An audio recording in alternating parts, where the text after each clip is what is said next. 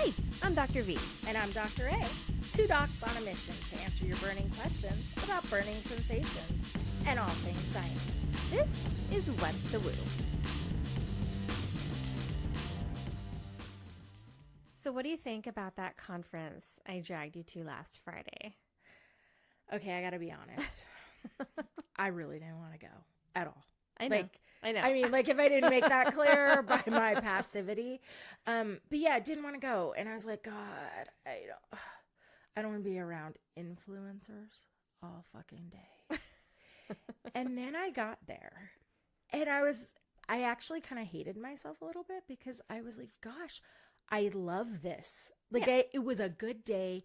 And I was actually pleasantly surprised by like how genuine these women were and how much they wanted to help each other and help us. And I felt like it was a day full of positivity, but it didn't feel fake to me. Yeah. So to back up, for the listeners, there's a group called Blogger, and they've been around since 2005, and they've been running these conferences for influencers. So it started as Blog Her because back then that's what everybody was doing. They were blogging, right? And people don't really blog anymore. For those of you millennials, there actually was a format before Instagram. Blogging is what we do when we type online. Yes, we type words. Instead of YouTube videos. Yeah, so I started on Pod Curious. As actually, this is my 10-year anniversary this month, which I totally forgot about. So you started when you were 12? All right. So I started 10 years ago, and I was blogging, and that was when mommy blogs were all the rage. And so everybody had their Canons or their Nikons because smartphones weren't a thing yet, and you would basically like take pictures of your babies and talk about your babies and blah, blah, blah, blah, and write about it, and you'd get a bunch of fans. And Pioneer Woman was still just some little housewife out on the prairie. And Blogger sort of brought all these women together to share resources and advice. And I'll never forget, I went to my first Blogger conference in, it must have been 2011. And it was all these mom bloggers, and I was a pet blogger. And people were looking at me like, really? Yeah, like, ew, what? Like, who does that? That's not important. But it was funny because I would say, I'm a veterinarian and I blog about pets. And they're like, okay. And then like 2 seconds later, they'd turn around and bloop, like pull out their phone and show me 5,000 pictures of their dog and ask me questions. I'm like, see? Right. You like your dogs. Yeah. Like, because the first instinct was like, what the fuck? Are you just trying to be like us? Yeah. I'm like, no, I have kids. I just don't exploit them like you do. I exploit the dogs. I exploit my dogs. Well, and that's exactly what ended up happening. You know, now 10 years later, these kids are all teenagers, and the mom blogs are all sort of dried up because you cannot write about a 12-year-old without some major you get ethical. tons of judgment. Like, you're putting your as you kids should out there. You know, honestly, you know, I wouldn't want my mom writing about my first period. Like, you know, they're like, no. So I've always been, it was a deliberate choice not to write about. I don't write about anybody who could potentially read it one day. Like, the dogs were never going to read anything I write. So I wrote about them, and I wrote about myself. But you would never find me writing about like my marriage, or like, I just don't. Right, that's what your diary is for. Yeah, exactly. Like, as open as I am about a lot of things, I'm actually extraordinarily private. But you know, you go to this conference and you'd see all the things people were talking about, and over the years it's evolved, and it's an entirely different group. I don't know what happened to those mom bloggers. Like, they're all in menopause, off doing podcasts now. I'm not really sure. Hating their lives, possibly. I mean, so it's so many young people. Like, I was shocked. I mean, I felt a little bit too old to be there. Well, and to be clear, to clarify this is an offshoot specifically about health influencers. So it's Blogger Health, and it's the second year that they've done that. And so I was like, hey, let's just go see what health, well, one, who is a health influencer? And also, like, where is this market going? Where's this market going? Is it all woo? I wanted to know the percentage of woo to non-woo. Yes. And so we did some scientific research. And it didn't surprise me how young the group was, because just in general, That's influencers. That's what influencers do. And, I feel like I'm, 15 plus years out of school, and I've just now gotten to a point where I feel really confident in myself as, a practitioner to say, no, like, I know what I'm talking about. Yeah. Like, and yet. But you still have the balance of like, I know enough to be scared when I hit a new topic that I don't know. Like, at least you know what you don't know. Yeah, right? but obviously we're surrounded by people who simply don't have that problem. Like, I'm 22, I'm an Ayurvedic nutritionist, and I'm going to tell you how to eat. God. And I'm looking at them like, oh, you're already healthy. Like, you could eat like garbage and still look healthy. Like, come back when you're 40. You don't need to be a vegan to look like you do. Like, you just have amazing genetics. Yeah. You look like that despite your choices. Yeah. It's interesting to me because I'm like, wow, you're in your early 20s. You have like 500 million followers, and clearly you have a connection to the outside world. But you're in your 20s, which means you literally haven't even had enough time to have the education to back up the things you're saying. And that's what's scary, right? Well, and it just sort of reflects, I think, this idea that wellness and the people who are wellness influencers, it's really more about this idea or this aspiration. And it's a very superficial, right? Like, wellness is about looking young and thin and or fit, like depending on which section of wellness that you're in. And it's just all a very, very superficial treatment. Like, to me, I want to hear about wellness for people who've been through some shit, right? Like, who are Like struggling just to get through your day. Yeah, like where are the wellness influencers for people in their 50s? Like, wellness is only for the young, and then once you're 35, like, you don't They're count like, anymore. fuck, you've got one foot in the grave, honey. Yeah. Just be happy that you woke up alive today. You know who I think should have a wellness blog? Those people that Al Roker interviews on their 100th birthday. Yes. How'd you do like, that? how'd you make it? And none of them say vitamins. Like, No. they're so over that. They're like, I just drink what I feel like, and I take a walk every day. Yeah. It's like, you know why I got through? Because Vodka. I'm happy. Well, vodka, yes. And I'm happy. And like, I don't cut everything out of my life. I just enjoy life, and I'm present, and I have, kids and a husband, and, and I go on vacations. I'm surprised at how many of them mention alcohol. I love that. A lot of them. And none of them are angry. Like, angry that's people the die thing. young, it seems that's like. The thing is, they're happy. And it doesn't mean that they were rich and so they lived a life of privilege. It literally is just, I took advantage of life, but I didn't like jump off skyscrapers and, all No, that. like, they're super chill. Yeah, they weren't like, taking major risks in life, but they were just enjoying it. Like, none of them are veterinarians. Or none of them are physicians. doctors.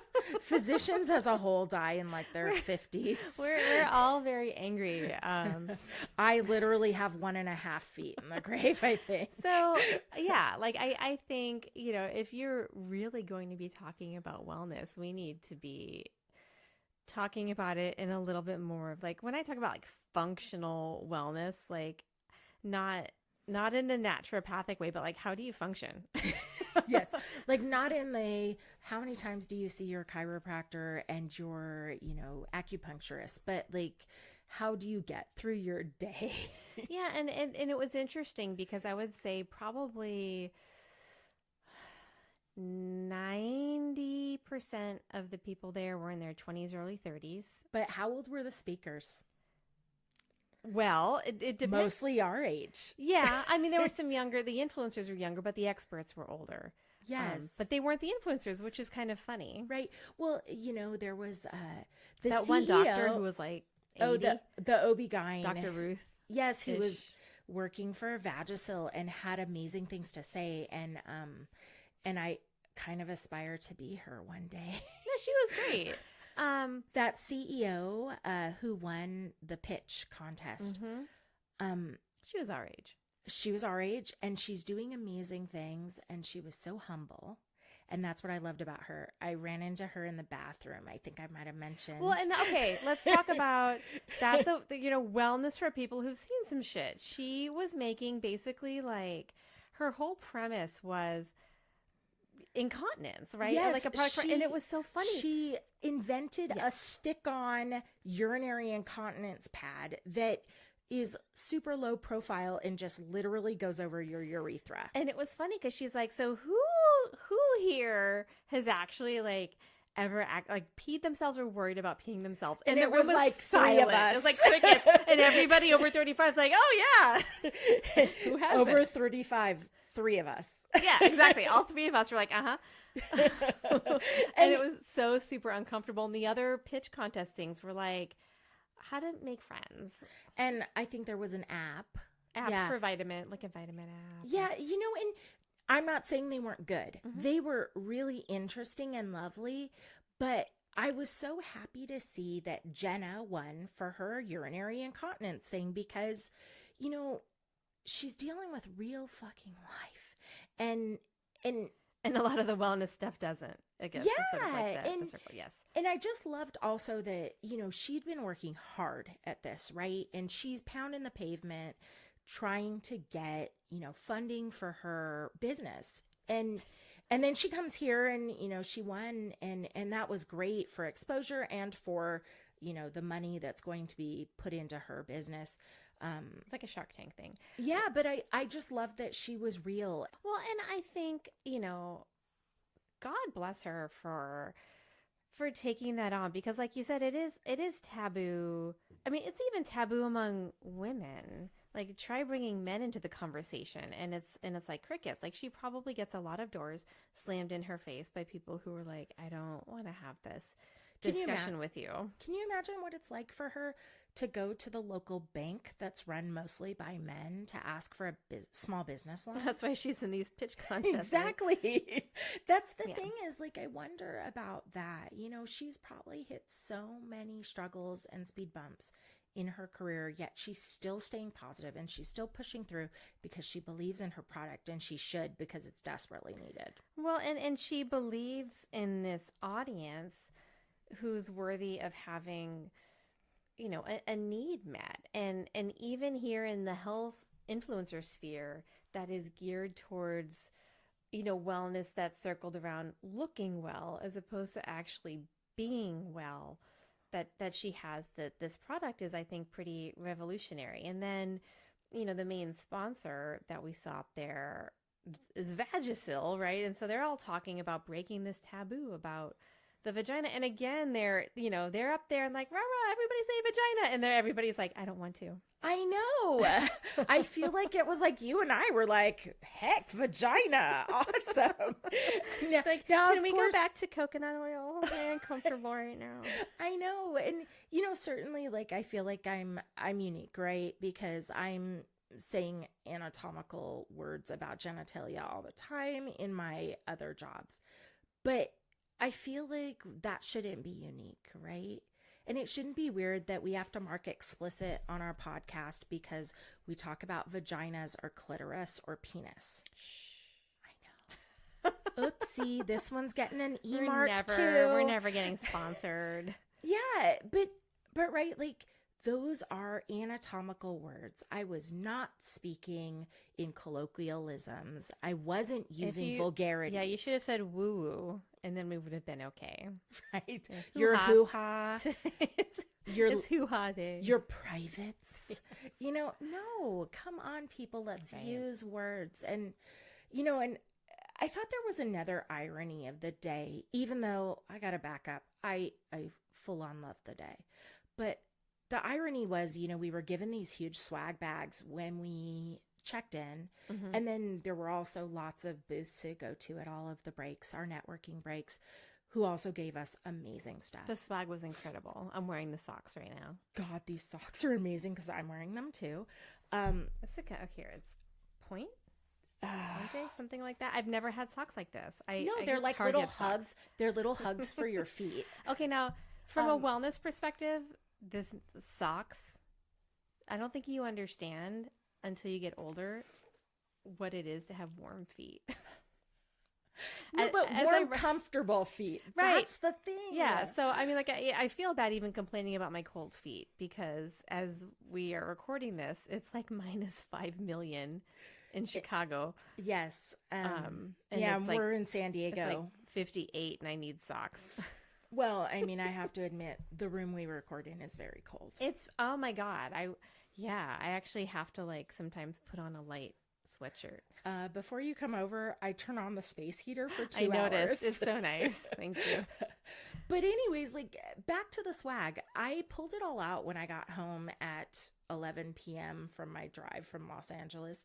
And I would say I had like over $500 worth of stuff, good stuff on my table. And we're not talking just like Post-it notes or chapstick or pens. The stuff that we usually get at our medical conferences. Well, yeah, that's the thing, right? So, we got good products to use and to try. And I have to say, I have like gallons of Vaseline and Eucerin lotions. Well, every time we walk by, like, do you want some? I was like, you already got some. She's like, I don't care. Like, you could have gotten 17 full-size bottles of Eucerin.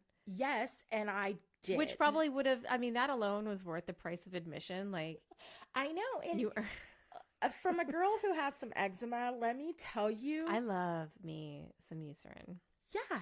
And I have to admit, I've been slapping on a lot. Yeah. There's no need to like ration my lotion anymore No. because I have gallons of it Yes. and I'm loving it.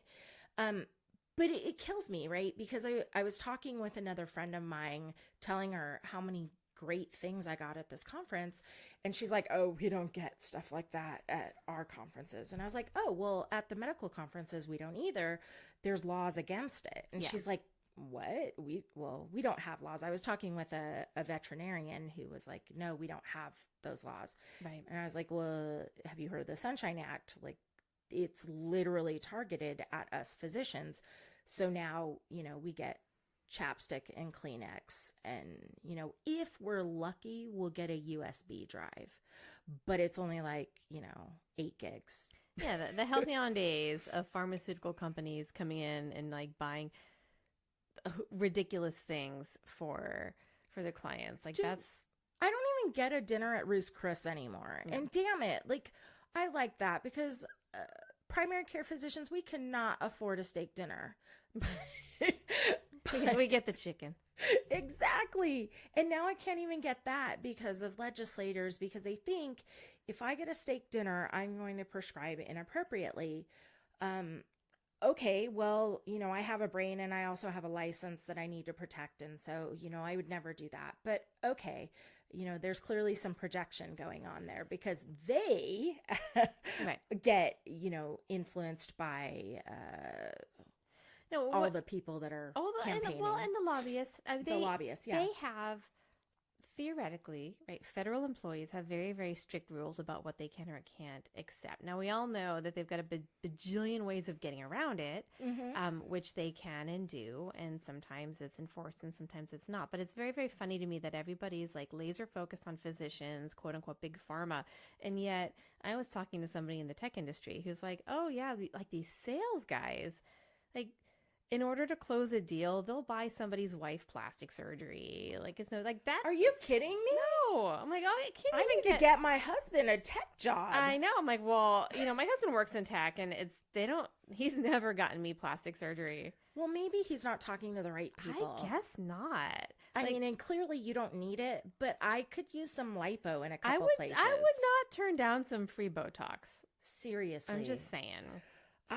We don't get that in the medical world. And it was kind of crazy to me to see that, these social media influencers just get stuff thrown at them. Yeah. And so the FCC does have rules about how you're supposed to disclose those things. And they have for a long time because people were sort of complaining and saying when a blogger reviews a product, are they reviewing it because they like it, or are they reviewing it because they got it for free, or are they actually getting paid to promote it? And so you are supposed to disclose all of those things. This is a paid review, a non-paid review, but I got the product for free, blah, blah, blah.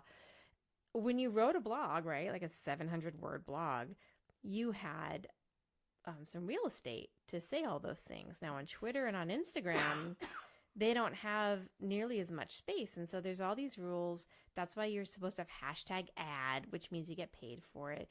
Now we know that a lot of these influencers, they just don't follow the rules and it's not getting enforced. And you see people, they get thousands of dollars to post with products. You know, we're talking about things that we got for free and swag bags that we liked. We did get them for free. But no one's paying us to talk about this. But if you'd like to, if anyone's listening to us, Yeah, we're totally open to that. We'll go back and edit this shit and say that you paid us.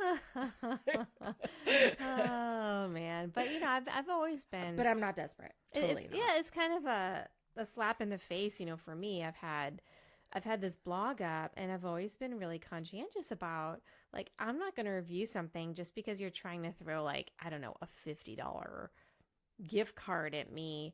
I buy things to review them, or if you send me something for free that I think looks good, like, I'll do it. But people would send me, like, you know, a $5 bag of dog treats and expect me to write a whole review about it. It's like, come on. No. You know, like, and that's, it's very, very funny that people will still sort of hang their hat on this idea that doctors and by extension veterinarians, I think because it's the same pharmaceutical companies who are at these conferences, they just find it very easy to apply the same rules to us. And so the quality of the swag at the vet conferences has gone down substantially as well, which is fine. It's not why we go.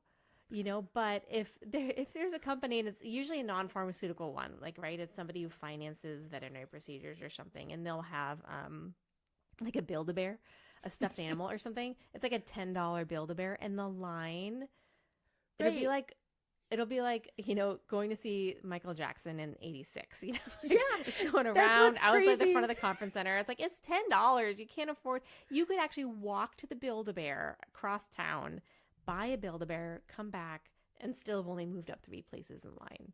Yeah, and that's what's sad, right? But we're so desperate for any swag. Any swag. And that's what kills me, is because we do have the education. And by the way, like I mentioned before, we do have our licenses to protect. It's not like we can be bought easily. No. Because I don't want to ever encourage, you know, a treatment or a medication for someone where it's not appropriate, because I can lose my license. And let me tell you, it is not worth a free steak dinner. No. And that's what, I mean, I get solicited, you know, many, many times a week to review products. And now it's cannabis products, you know, and well, that would be fun for the podcast. Well, for pets, you know, the cannabis products. But are they human food grade? A lot of them say they are, and I'm just saying, I don't know. Like, I don't know how any of that works. It's still all very up in the air because it's not regulated. And so if you are a pet influencer, you can give your dog pot treats, write about them, collect your $10, whatever. But like you said, when it comes from me, it's a medical endorsement. Yeah. And even though you don't feel like it's worth more to me because of my investment in my career and my license. And so I am not going to give you an endorsement unless you work with me and I actually decide that I'll endorse the product. And it's that a takes safe, reputable product, and it, you know, has the medical claims that it makes. And at this point, it is, and it's kind of silly, but it is completely illegal for me to discuss any sort of cannabis with pet owners, even if I wanted to. It's not legal, and so I'm not going to do it. Brenda, you can stop emailing me. I'm going to discuss your pot trees because I don't want to get a note from the veterinary medical board. It's not worth it. No, it isn't. And, you know, that's the thing, is what we each spent over $250,000 for our education, at least. And we're struggling to pay that off. And there is no way any sort of, you know, swag is going to make us put our licenses at risk. But these influencers don't have those risks, and no one's going to sue. There's nothing at stake for them. Yeah, no one's going to sue, you know, the Ayurvedic nutritionist or whatever, because they give wackadoo medical advice. No one's going to sue them, and they aren't going to be prosecuted for practicing medicine without a license, which is really what they're doing. And it just kills me because they're the ones that are being bought by these companies with, swag and whatever. It just kills me because you and I that have the education are really the ones that these big companies should be trying to go for. Yeah, and it's funny to me that there's all this distrust about, how frequently doctors are bought out by this, that, and the other. But when you look in the public space, you don't see doctors and vets out there, quote unquote, shilling stuff very much at all. It is literally the people that accuse us of being shills that are the ones that are selling themselves for big nutraceutical or, big pot leaf. Yeah, exactly. And Big Dooby. That's what I'm going to start calling it. Big Dooby. That is t-shirt. That's our next t-shirt. That's all I'm good for is a line of t-shirts. That's why birds don't smoke. Yeah. Furry little zombies and Big Dooby. Don't give all our secrets away yet. Don't trust Big Dooby. I'm writing this down right now. God. Don't forget to subscribe to our WooCast on iTunes, Google Play, or directly on our website at whatthewoopodcast.com. You can email us at contact@whatthewoopodcast.com or go to our website and fill out the contact form there. We'd love to hear from you. What the Woo is an educational podcast and is not a substitute for professional care and advice. Please seek appropriate medical care for any healthcare concerns. Opinions expressed are solely those of the doctors and not those of any sponsors or employers. Thanks for listening. See you next time on What the Woo.